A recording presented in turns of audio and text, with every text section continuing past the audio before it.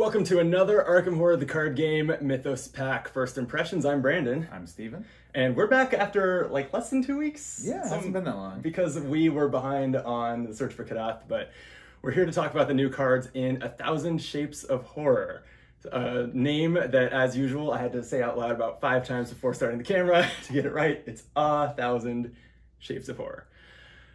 So, before we get started, we've been doing a lot of fun stuff on Optimal Play. Our Dunwich campaign, which has been a train wreck, literally and figuratively, that's an Essex County Express joke, is going to continue tomorrow, finally. So I'm sorry that's been so slow, but there's a lot of reasons that we've had trouble getting that together.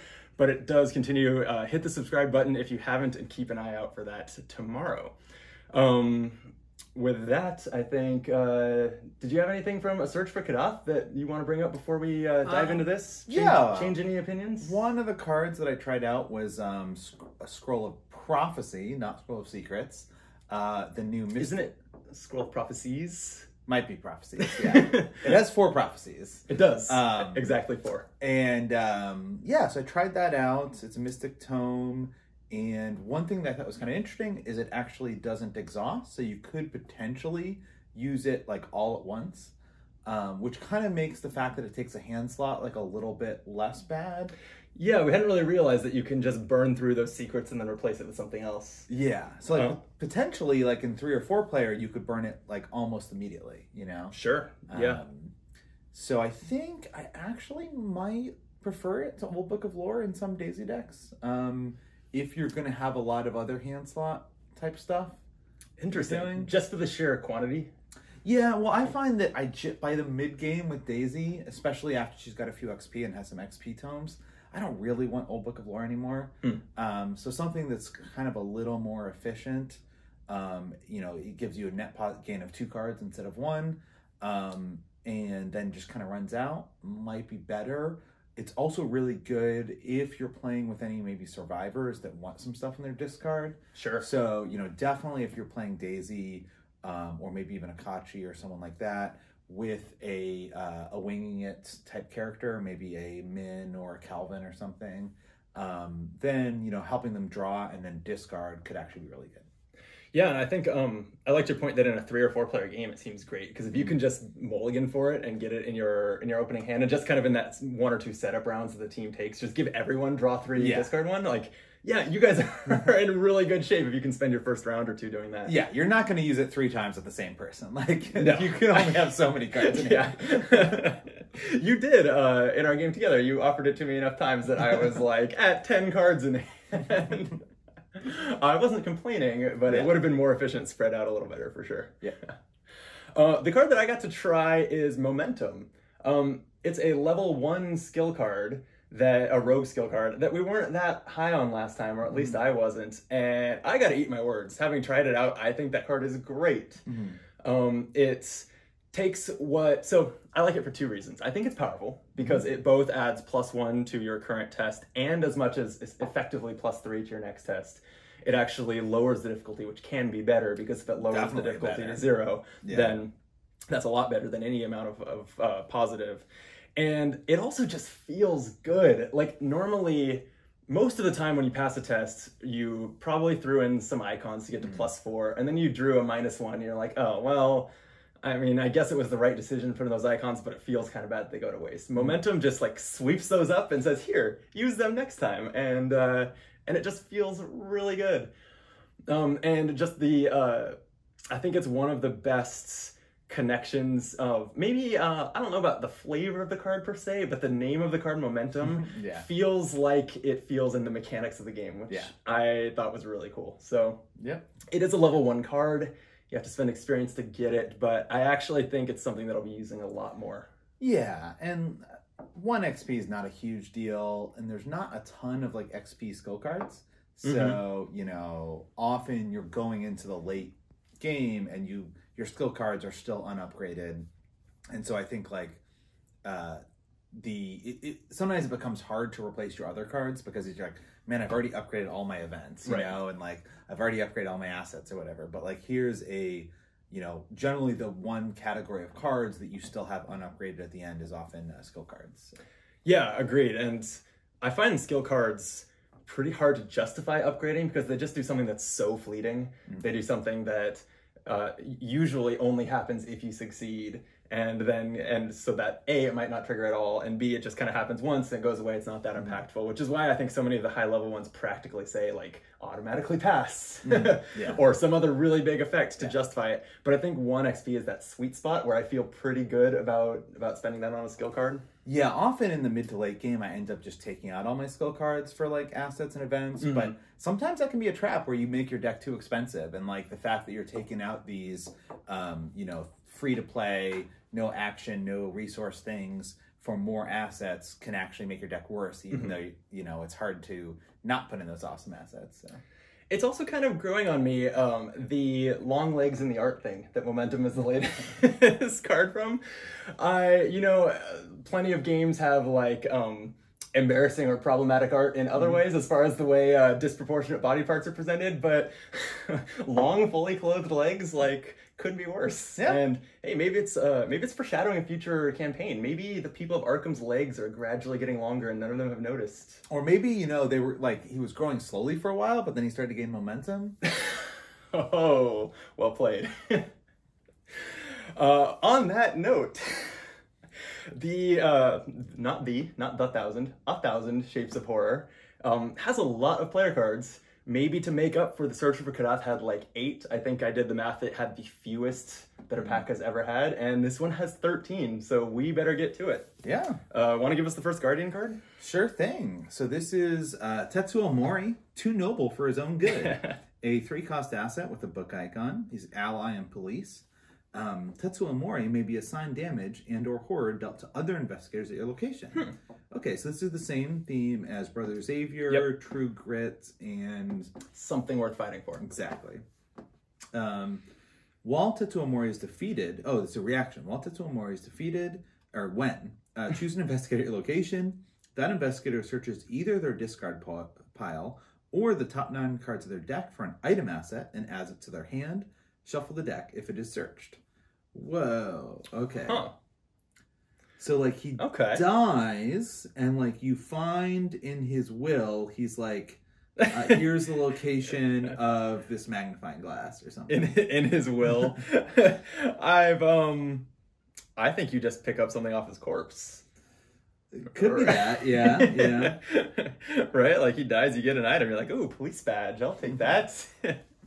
I was happy to see this because it's a character that's been in a lot of the other games. I recognize it from Arkham Horror 3rd Edition, and I want to say Elder Sign. I could be wrong. I know I've seen his face a few times, so happy to see him finally in the card game. Yeah, he's kind of a jumble of mechanics we've seen before, right? Like it's definitely a recurring theme now for Guardian assets to be able to soak for anyone, and also Guardians. I think in the past it was for a weapon with Prepared for the Worst, right? But it's also a Guardian thing to search the top X cards of your deck for. Basically, you're like likely to get a weapon with this too, right? Yeah. I think I like it. Definitely a Tommy card, right? Because his thing is soaking and then getting resources to this soak is them out. Great with Tommy, and so you can recur him over and over. Yeah. This might be since Brother Xavier was already great with Tommy, and I might just. This might be the bias that I've only played Tommy in standalone and I played 49 XP, but I would like Brother Xavier would be the first card that I put 2 copies of in a Tommy deck. Yeah. Now in a campaign, maybe this is the card that you start with at level 0 and eventually upgrade to Brother Xavier, or get. I don't know if I would get Charisma to have both this and Xavier because you're still kind of only using one at a time to soak, right? But yeah, I like it. Yeah, I think worth probably trying out in Carolyn too. She has a lot of like investigative items she'd like to find. Like the fingerprint kits and stuff. Sure, yeah. But yeah, I think Tommy would be great. And because because it can work for an investigator at your location, that means you can also look around at your multiplayer table and say, who didn't get as good a setup as they hoped for, right? And kind of help them fill that gap. So that seems really strong. The flip side is you need to be in their location when he's defeated, which is not something you have total control over. So it's maybe a little tough to be like, oh, that Wendy really needs her amulet. Let's let her search. But that seems like a big upside too. I think could be very good in like 4-player. Like in 4-player, I might do like a double charisma Tommy or something and just put out all the soak, you know? And then early on, probably focus on Tetsuo, and then later on, when you're trying to kill stuff, focus on The thing with that, though, is that because you get the resources only when something is defeated, and also Tommy's weakness punishes you for evenly distributing damage, you're really only soaking with one thing at a time. So you don't need charisma. Just play one of these when the other one dies. Right? That's my thinking. So I don't know if I agree with you on the double charisma Tommy idea, but maybe one charisma. Maybe not double. Either way, definitely this is going to see play for me. Yep. All right, next is a level 1 Guardian event called Fool Me Once. It's an insight and a tactic. It's fast. Play when you would discard a treachery card after resolving any of its effects. Put Fool Me Once into your play area and attach that treachery to it. When any investigator draws a copy of the attached treachery card, discard Fool Me Once. Cancel that card's revelation effect. Huh, okay, so this card is just representing learning, right? I think this is super cool. How about you? Yeah, no, this is, we've talked before about how they often introduce solutions to the previous campaign's mechanics. Yep. This solves a lot of problems in Circle and Done, where like the third copy of something is the really bad one. Yes. And the first two aren't that bad.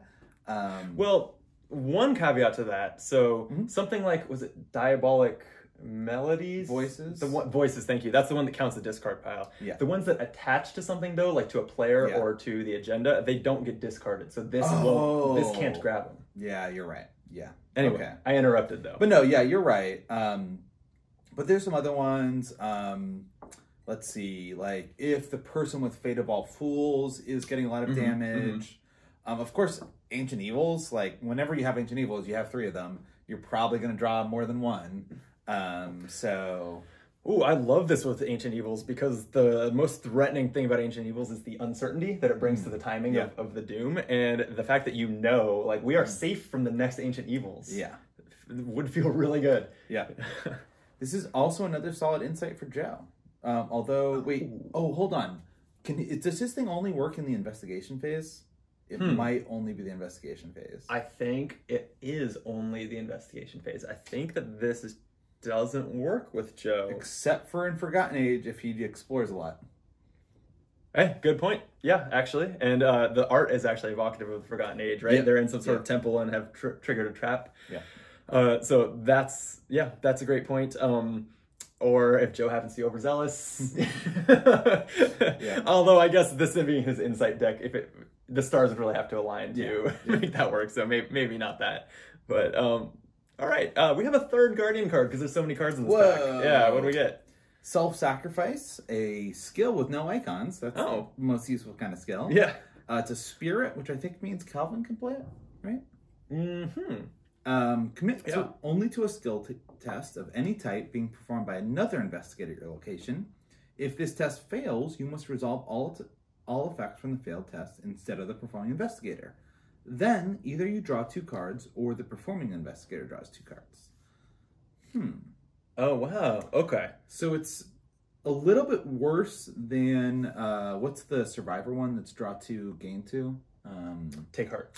It's a little bit worse than Take Heart, but has the additional, because it doesn't gain 2 resources, but has some flexibility in that you get the effects, which maybe you want, or at least can deal with better. And you can give the performing investigator the draw 2. Right. Which is not an option with Take So Heart. I think that the reason you play this is because you want to take the failed effects if they occur. Right, like you want to enable someone else to say, make that attack even though a retaliate would kill you. I will take the retaliate. I think that's what this card is for. The 2 cards that you draw is great. It seems like kind of the icing on the cake, but not usually the reason you would play it. Yeah, so I think 2 use cases. One would be Calvin being like, hey, I only have 1 damage and 1 horror. Like, I would love to get that extra 3 horror. Yes. Carolyn also, you know, like, give me some horror. I don't really care. Right. I think would be another classic example. Yeah, absolutely. I think the card's pretty... So, it is only committable... Committable? That's the word, right? Yeah, it's only committable to a skill test of another player. So this is another multiplayer only card. Yeah. which Guardian has kind of a lot of. I feel Yep. like they're kind of the multiplayer Yep. class. Definitely. And I guess that was the full thought there, right? I feel like I had more to that train of thought, but I lost it. Can you use this with Grizzly Totem to still give one icon? Doesn't Grizzly Totem say it adds one of the type? Oh, I think you're right, yeah. Well, it depends. If it adds one of the type of the test, then it could. If it's the type of the card, then no. Huh, yeah, I am not sure. We'll have to look into that. It will put Grizzly Totem on the screen right now, so if you're watching this, you can see. But we are wondering. Yep. All right, let's keep this going because we've got a lot of cards. A level 2 Seeker asset called Otherworld Codex. This is just awesome art. Some sort of book on a stand with just like a jungle spilling out of it. And a very pretty butterfly. This seems very nice. Is this pack just like deleted scenes from Forgotten Age?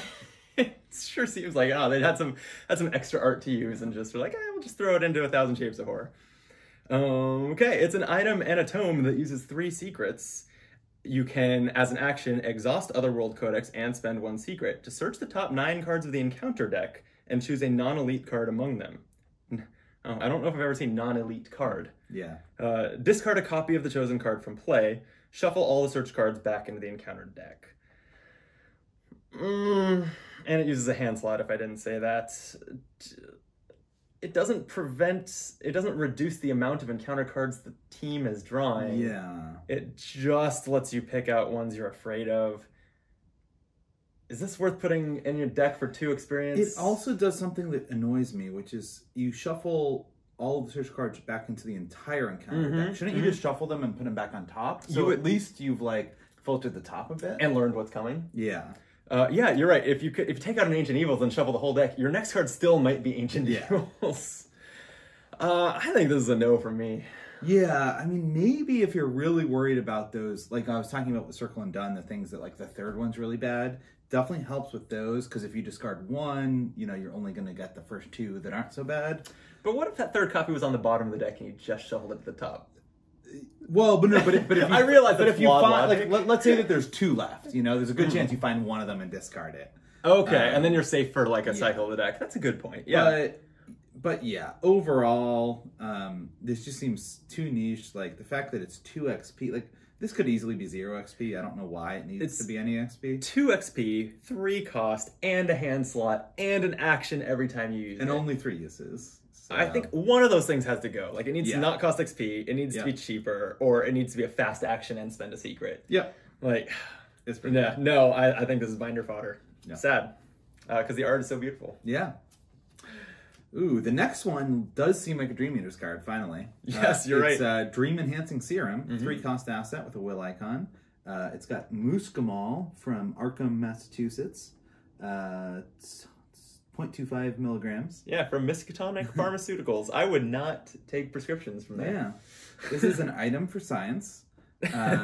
Only the first copy of each card in your hand counts towards your maximum hand size. Whoa! What? That is a weird effect. That is a very weird... I've never seen that in any card game. Oh, I guess it goes with all the myriad stuff. Yes, you're right. Yeah. After you draw a copy of a card that is already in your hand, reveal both copies and exhaust it to draw 1 card. Oh, and this is a spell. Yeah, What's it's a spell. Yeah. Are you saying that science is magic? Oh my god. It's weird. Some deep commentary. Yeah. I have no idea what to say about this. You're right. I think it's no coincidence that it's in the cycle with myriad cards. Yeah. But 3 copies is still not so many cards that you're that likely to like hoard 2 of them all that often. So this would go well with what is it? The pendant? No, the segments of onyx. Yeah. That Do you have to pendant. play those right away, or are you able to? No, you can keep them in your hand. I think they're fast to. They're like 1 resource, but fast to put into play. Again, as we sit here wondering, I'll make sure to show you while you're watching. But maybe since you're collecting those in your hand anyway, you could get some extra draws out of this, and they don't count towards your maximum hand size. So you can hoard them until as long as you want to get these extra draws. Weird. It's pretty cool. Yeah. I definitely want to like build around this card. Right. So we were actually talking while we were playing a game for fun before filming this about how there were the tweaks to the cards that affect hand size lately, and I just wonder at what point is hand size going to matter in a way that we're like, oh, that's why they made those changes. That's why there are all these new cards affecting hand size. Well, there's that secret card that you drop to your hand size, but I think you would draw all at one time, right? So like, it's not like you draw the first 4 cards and you got 2 of the same card, so now your hand size is 9. Like, I think you draw. I think you're right. You don't draw one at a time until you hit max. You just calculate how many you draw and draw them. This would never cause you to draw more than 8 for that one. Or more than, like, if you already have duplicates, they don't count towards it. But no, because don't you discard your whole hand, or do you? Actually, I can't remember. I don't remember. I think you shuffle your hand into your thing. Oh man. So I think it would always be. I don't think it would ever increase your hand We're size. really on our game tonight for sitting here wondering about cards. Yep. So I actually haven't played much of the Dream Eaters campaign. I don't think you have either. We were waiting for a little bit more of it to come out since it's like right now it's one campaign of 2 scenarios and one of another. So maybe Dream Eaters actually like has campaign mechanics that make this matter in a way that I don't understand. Yeah, and I mean, there's not really any Seeker rogues that I can think of too much, but like, you know, being able to store easy marks at the same time could be good. I think Tony could never take this, right? Because he can only take events and skills from Seeker. And I'm thinking through, even if, regardless of who can take them, the other Myriad cards is like that investigation one where forensic search, the one that you want them in your discard pile anyway. The one, yeah. So, and then there's the solemn vow that you give out to players. Kind of, you like. There's no reason to hoard those. I'm not. But I think you might hoard them just to get the card draw if you had this. Like, even if there's no other reason, you might be like, I'll just hoard it a bit. I guess. Is draw 1 card a big enough benefit to like transform the way you would ordinarily play? If there's not a big downside, maybe. I guess. It's sure an interesting design. I just don't get it. Well, there will probably be more Myriad cards coming up too. True. Yeah, there surely will. Okay, let's go to Rogue. Wow, great art, great name of this card. This is the 0-cost Rogue event. Let God sort them out. It's a tactic and faded. Okay, I tripped over this sentence because it's so weird. Play only during one of your turns in which you defeated enemies with a total of 6 or more health. Add Let God Sort Them Out to your victory display and immediately end your turn. When earning experience during the resolution of the scenario, you earn 1 additional experience.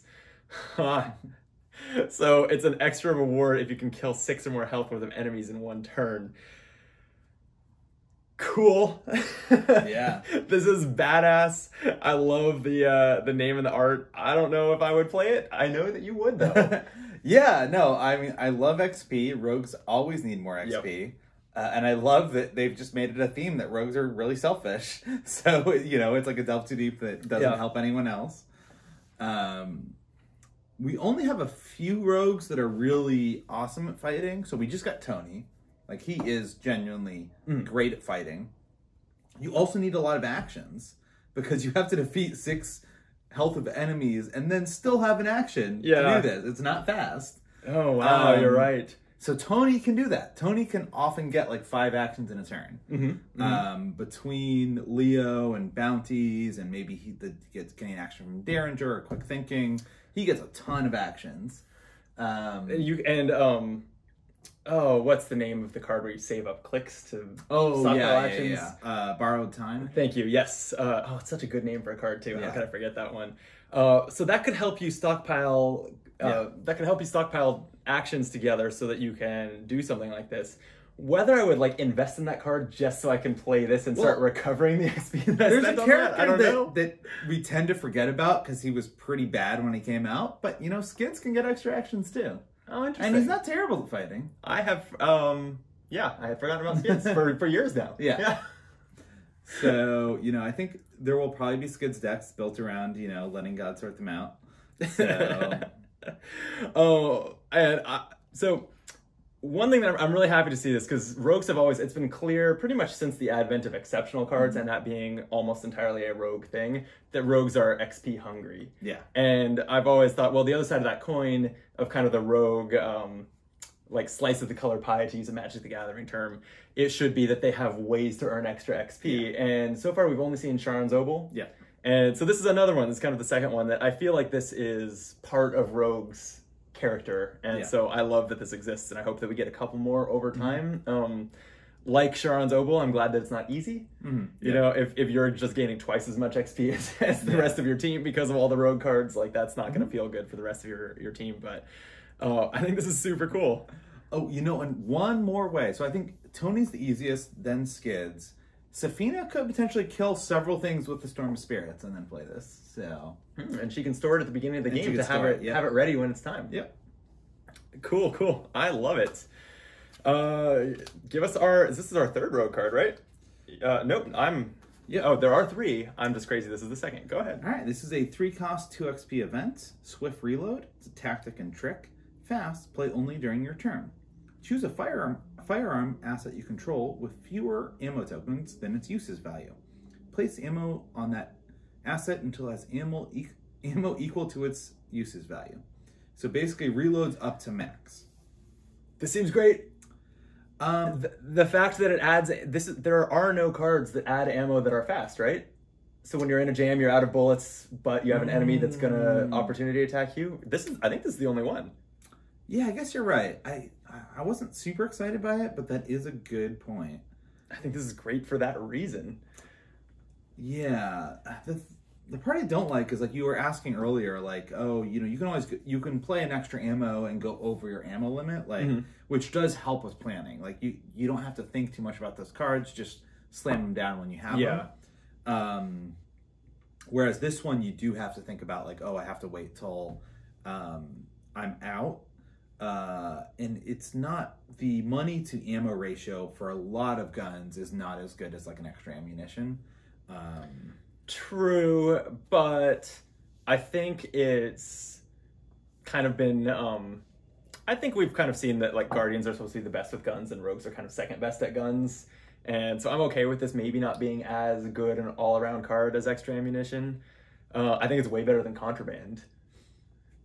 And yeah, I love it. I think that I just tried Tony for the first time, and I had a lot of fun. I think that being able to reload his Colts fast is going to be huge. Well, this seems great. And it is better for 2 weapons than most of the Guardian ammo ones. The 45 Thompson, which starts with like 6 ammo. Yes. And Tony's great with that gun. I love that one with Tony.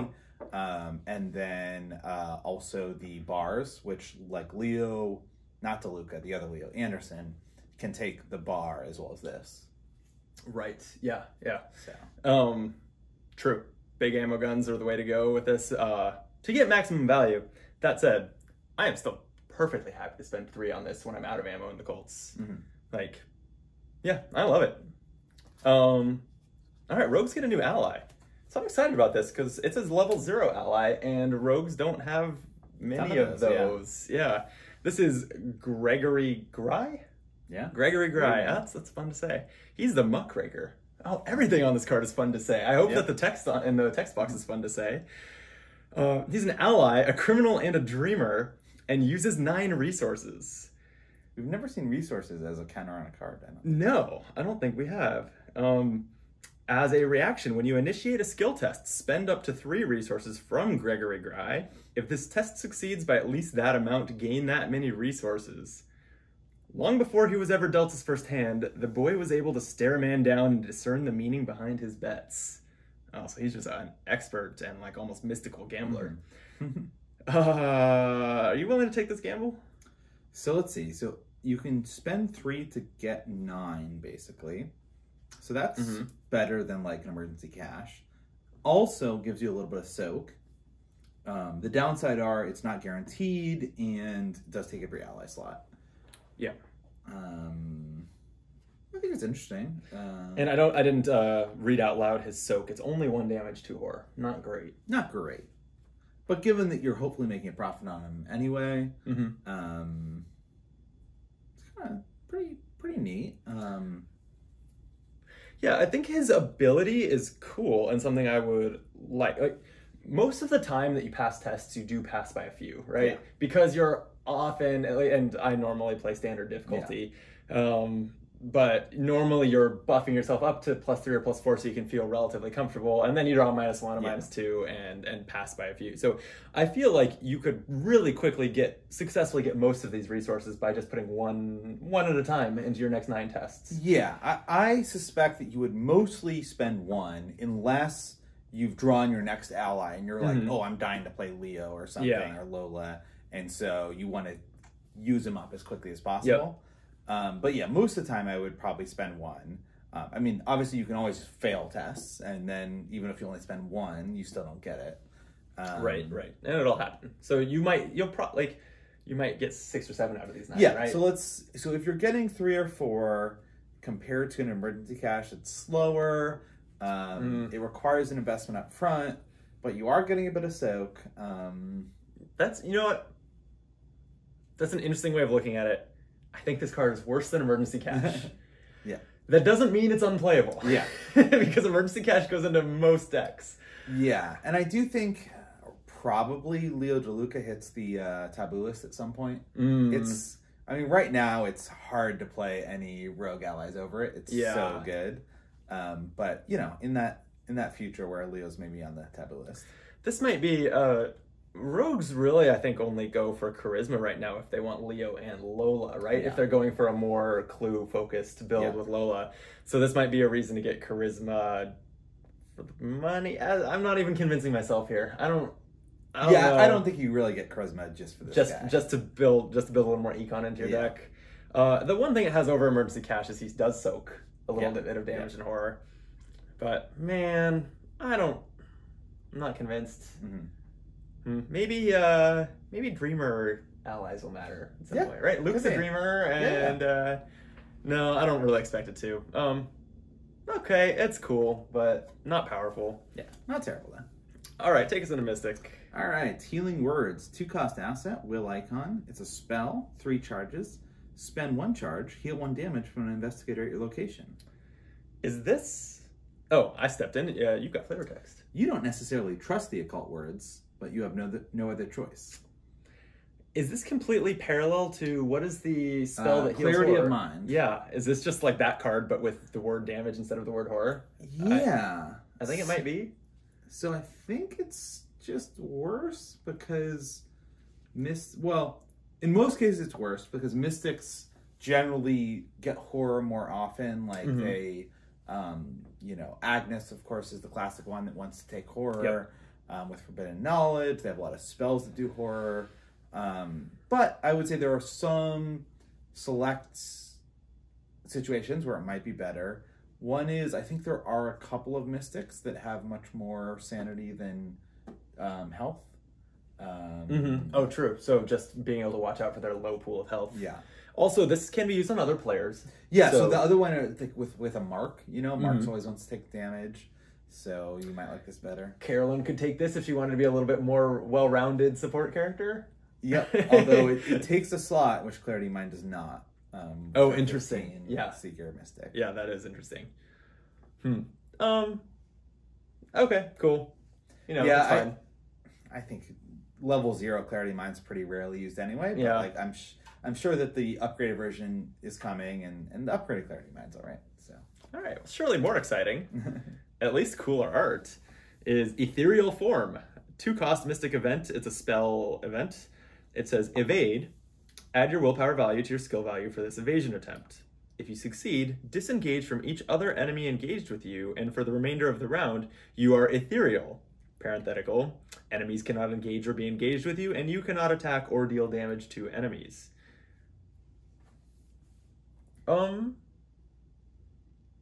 It's cool. It's very cool. The flavor is like out of the park on this, right? Yeah, You're turning yourself into this just like wispy ghost form that can't interact with like the physical world for the rest of the turn. Would you play it? I think it's probably an awesome solo card. Like it could really get you out of bind if there's like 3 enemies and it's like, what am I gonna do? Oh, I'm gonna use Arcane Initiate, and oh look, in my top 3 cards is Ethereal Form, and that like saves my bacon.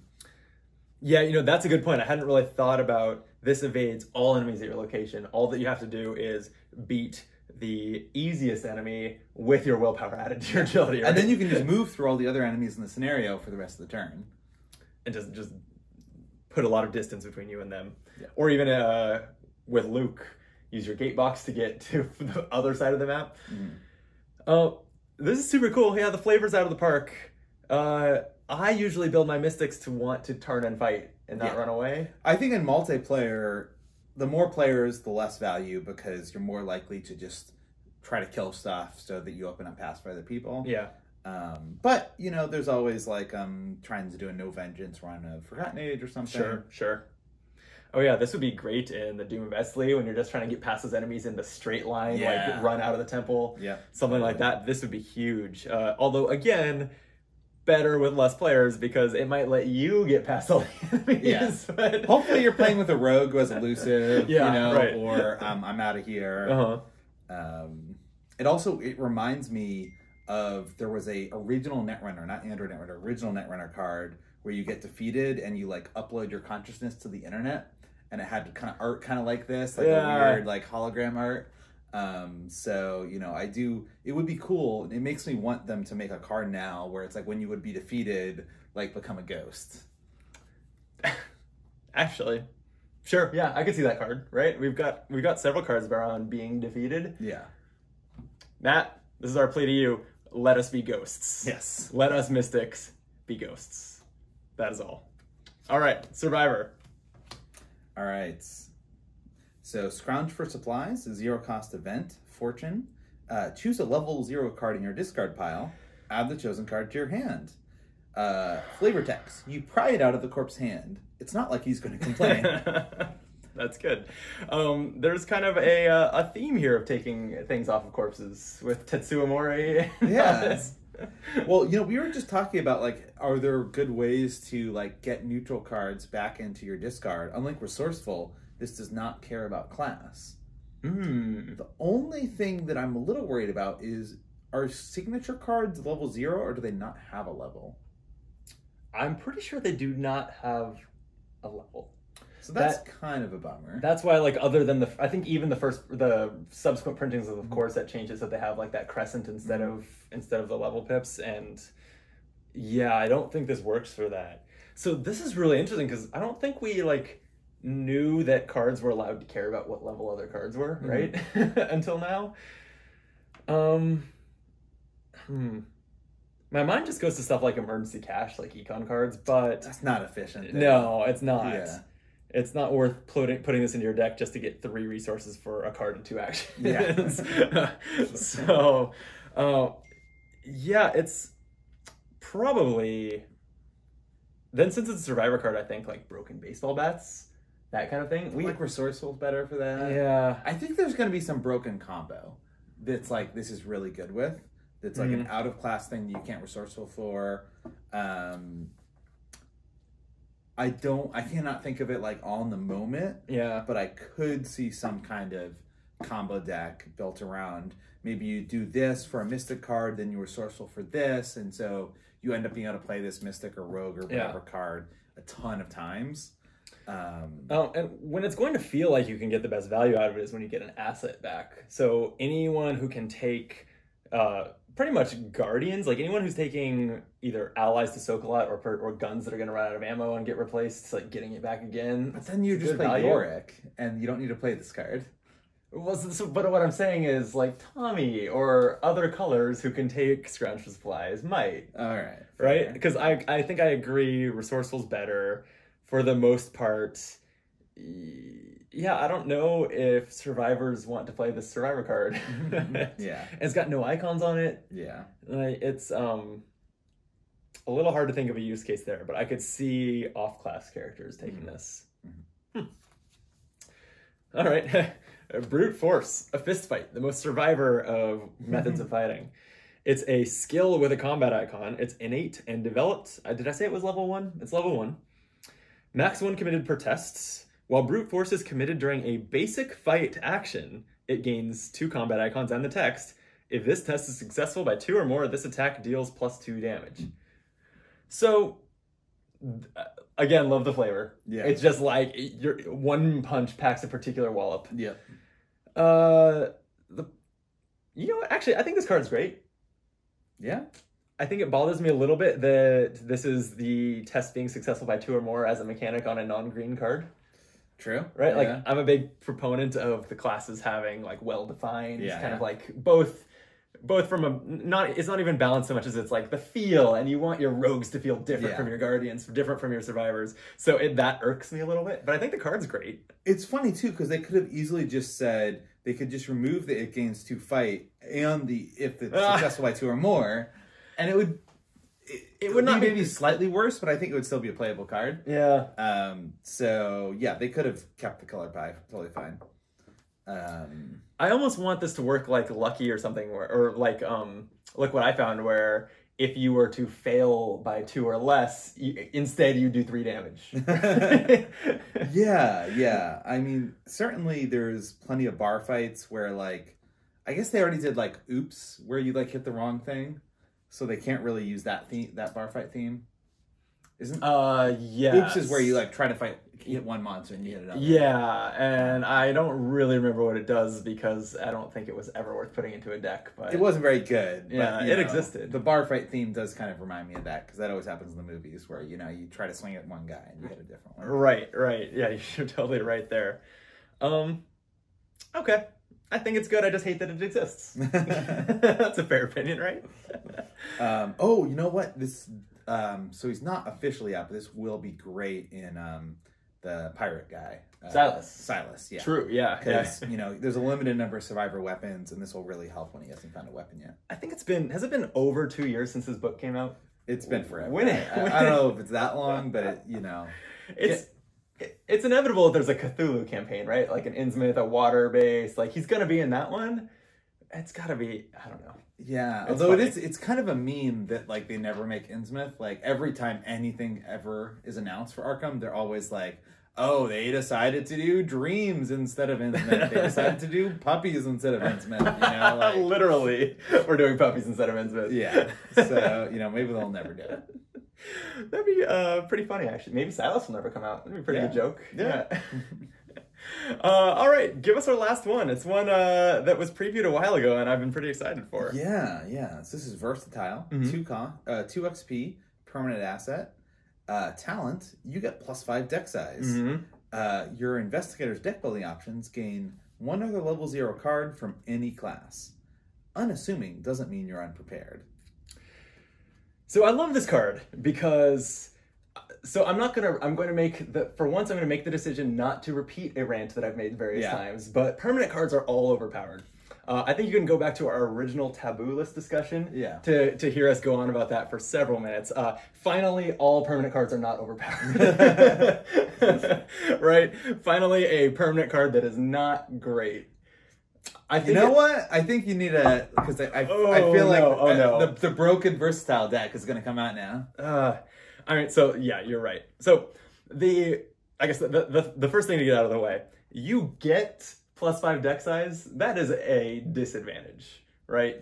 In card games, you usually want to play the minimum deck size because then you can build the tightest. Like, the logic is, the reason you play, say in Magic, you play only 60 cards, even though it's just minimum 60 cards, is because you can always make a deck better by taking out the worst card, right? That's a little bit, that philosophy is a little bit mixed up in Arkham by the weaknesses, because they are diluted if your deck is bigger. But still, I think having to add 4 other cards to your deck just to get 1 level 0 card is, like, mostly a bad thing. You're right, though. There's probably some broken combos to be found here. Yeah, it's interesting because I feel like this card has 2 very different effects that are pretty much opposite. So there's one side of it is like try to find some broken combo using a combination of classes that has like never been possible before. I have not tried to do that yet, but I'm sure it is possible. And for that use of it, the +5 deck size is a big drawback, because like anytime you're trying to assemble a combo, you'd rather find that combo quicker. Yep. And so let me just I'm a little less like confident than you that there's all these broken combos out there waiting to be found, because there are the Dunwich investigators that can take level 0 of any class, right? So it would have, for there to be a broken combo that we can't already access, it would have to involve an investigator's power, right? Or like it requires a level 3 guardian and a level 2 survivor and a level 0 mystic or something like that, you know.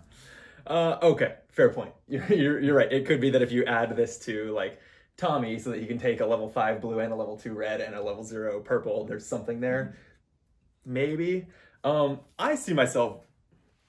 So despite what I was just saying about like I know, not intelligently know, I logically like am well aware that you want the smallest deck possible, but I hate cutting that 31st card. I can't stand deciding what to take out of my deck when I level things up. Usually, most of the time I start a campaign with in mind, I've built my level 0 deck. I'm like, okay, here's the first 5 I'm going to take out. And then mid-campaign, I hit that point where I'm like, well, I want to buy this sweet level 4 card, but there's nothing I want to take out. I don't have to come to terms with my indecisiveness and conquer it anymore. I can just go versatile. Yep. And add more cards to my deck. It does also, if you're not adaptable, it lets you put in a bunch of level 0 cards that maybe weren't that good at the beginning. Oh, that's interesting. Later in. Yeah. So sometimes there are level 0 cards that you only put in to your initial deck because they'll be good later. Yeah, yeah. If you want to get that, like, that ghastly revelation or something that you're probably not that interested in doing in the first or second scenario, but later on when things are like life or death and really difficult, you might want. Great point. I think, yeah, so the +5 is a big downside for building combos. There could be decks where it's an upside. So there's 2 approaches to building sort of high XP standalone decks. The one that I tend to favor is I'm going to put a bunch of weaknesses in my deck and I'll try to just fish them out early. So that means like putting Mr. Rook in your deck and just trying to draw weaknesses very quickly so that even though you started with 5, by like turn 4, there's only 1 left in your deck. Right, right. Another approach you could take, though, is to try to just tutor out the cards you need, not draw that much, and figure I'm probably not going to draw most of these weaknesses. So, for example, maybe you're playing a Mystic with some Arcane Initiates, and, you know, maybe you're playing Diana, and you have Arcane Initiate, and you have Prepared for the Worst, and so you feel like I'm not going to need to draw that much. I'm just kind of going to tutor. In that case, maybe having +5 deck size will cause you to draw less of your weaknesses because that is 5 non-weakness cards that you're adding. Right. So I do think some high XP standalone decks, the +5 deck size will be a benefit. Yeah, that's interesting. Okay, I could see that. And again, being the indecisive person who can't figure out what to cut, like I love building 49 XP decks. Yeah. But just figuring out what level 0 things to pass up because I want to put 20 leveled up cards into my deck is not an easy decision. And again, here's that answer. So yeah, you know, you like to really finely hone your standalone decks. I like this because it lets me just throw whatever the hell I want in there. Yeah, I mean, so far all the FFG games that I've played have like certain cards where the downside to them is that you have a higher deck size. So I play Game of Thrones. There's certain agendas that require a 75 card deck size. Yeah, that's a big deal in the balance of Netrunner IDs. Yeah. Yeah, and then you play Netrunner, and like Val is a really strong ID that requires a 50 card deck instead of 45. So, you know, it was about time it came to Arkham, and just like you, yeah, it's kind of a relief. It's like, oh man, cutting down is going to be easier because I have these extra 5 or 10 cards. Yeah, at the expense of a few XP. So, yeah, like it's not without a cost, but. Yeah.